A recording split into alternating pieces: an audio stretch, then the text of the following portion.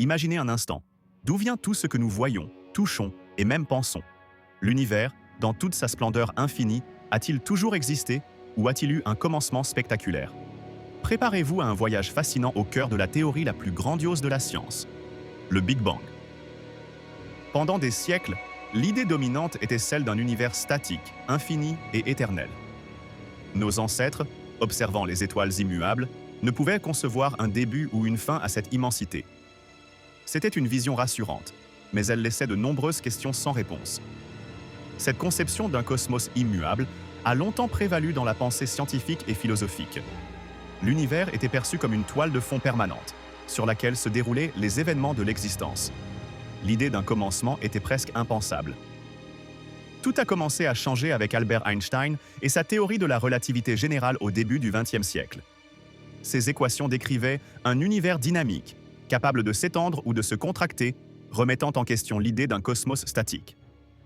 C'était une première fissure dans le mur de l'éternité. Puis, dans les années 1920, l'astronome Edwin Hubble a fait une découverte monumentale. En observant les galaxies lointaines, il a constaté qu'elles s'éloignaient de nous, et ce, d'autant plus vite qu'elles étaient éloignées. L'univers n'était pas statique, il était en expansion. L'observation de Hubble a été un choc pour la communauté scientifique. Elle suggérait que si l'univers s'étendait aujourd'hui, il devait avoir été plus petit par le passé. En remontant le temps, on arrivait inévitablement à un point où toute la matière et l'énergie étaient mal concentrées. Cette expansion n'est pas un mouvement des galaxies à travers l'espace, mais plutôt une expansion de l'espace lui-même. Imaginez des points sur un ballon que l'on gonfle. Les points s'éloignent les uns des autres, non pas parce qu'ils bougent sur la surface, mais parce que la surface elle-même s'étire. En 1964, deux ingénieurs, Arno Penzias et Robert Wilson, ont fait une découverte fortuite. En testant une nouvelle antenne, ils ont détecté un bruit persistant, un rayonnement micro-ondes venant de toutes les directions du ciel. Ce n'était pas un défaut de leur équipement. Ce rayonnement, appelé fond diffus cosmologique, CMB, était la signature lumineuse de l'univers primordial. C'était la preuve directe que l'univers avait été autrefois un lieu extrêmement chaud et dense, un écho lointain du Big Bang lui-même. C'était la photo de bébé de notre cosmos. Contrairement à une idée reçue, le Big Bang n'était pas une explosion dans l'espace, mais l'expansion de l'espace lui-même. Il n'y avait pas de centre de l'explosion, car l'expansion se produisait partout à la fois. L'univers n'a pas explosé dans quelque chose, il est l'expansion de tout ce qui existe. Au tout début, l'univers était incroyablement petit, plus petit qu'un atome. Puis, il a connu une phase d'expansion fulgurante, appelée inflation cosmique, où il a grandi de façon exponentielle en une fraction de seconde. C'est un concept difficile à saisir, mais essentiel pour comprendre nos origines. Juste après le moment zéro, l'univers a traversé une période d'inflation cosmique. En une fraction de seconde, environ 10 rho 32 secondes, il a gonflé d'une taille subatomique à celle d'un pamplemousse, voire bien plus. Cette expansion ultra rapide a lissé l'univers et résolu plusieurs énigmes cosmologiques. Cette phase d'inflation explique pourquoi l'univers est si uniforme à grande échelle et pourquoi sa géométrie est si plate. Sans elle, les modèles du Big Bang auraient du mal à rendre compte de ce que nous observons aujourd'hui. C'est une pièce maîtresse du puzzle cosmologique. Après l'inflation, l'univers était une soupe incroyablement chaude et dense, un plasma de particules élémentaires. L'énergie et la matière étaient interchangeables, comme le décrit la célèbre équation EmC2. Il faisait si chaud que les particules ne pouvaient pas se lier. Dans cet environnement extrême, des paires de particules et d'antiparticules, comme les quarks et les antiquarks, se créaient et s'annihilaient constamment. C'était un ballet incessant de création et de destruction où l'énergie se transformait en matière et vice-versa. Un mystère fondamental est pourquoi nous vivons dans un univers dominé par la matière, avec très peu d'antimatière. Les théories suggèrent qu'il y a eu un léger déséquilibre, une asymétrie infime, où pour chaque milliard d'antiparticules, il y avait 1 milliard et une particule de matière. Ce minuscule surplus de matière est ce qui a survécu à l'annihilation et a formé tout ce que nous voyons aujourd'hui.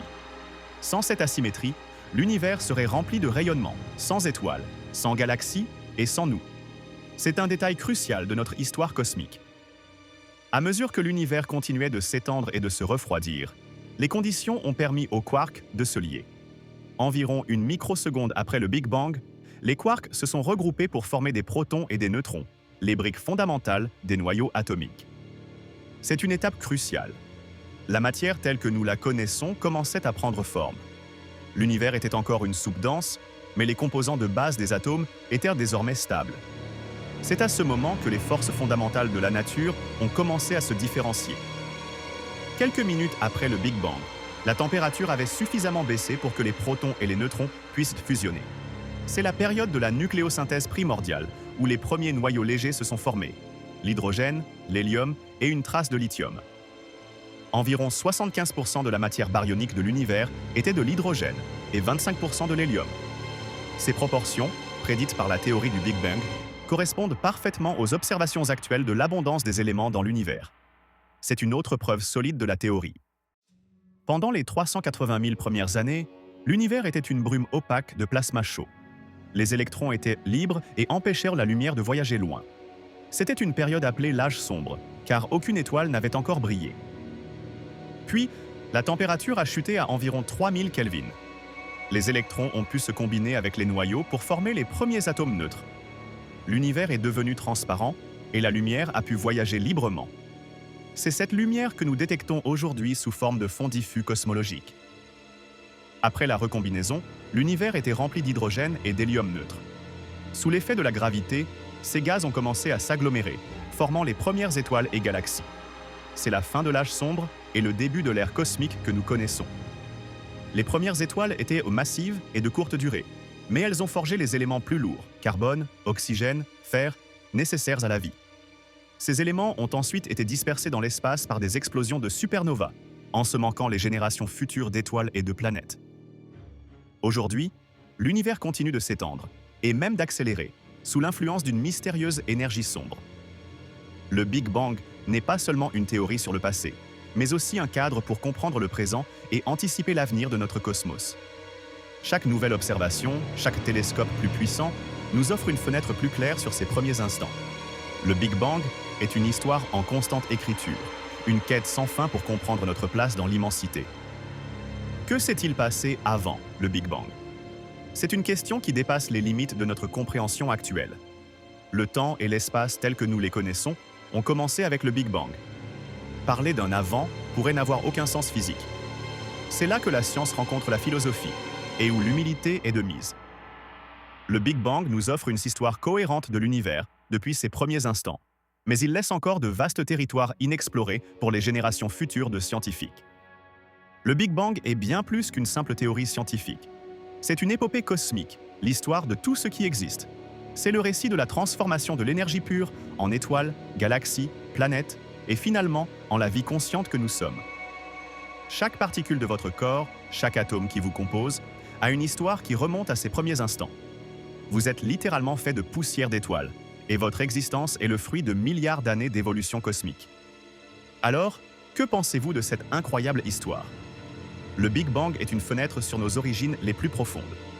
Plongez plus loin dans ce mystère.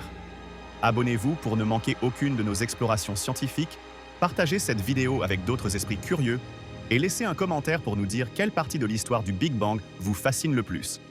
Votre voyage dans le cosmos ne fait que commencer.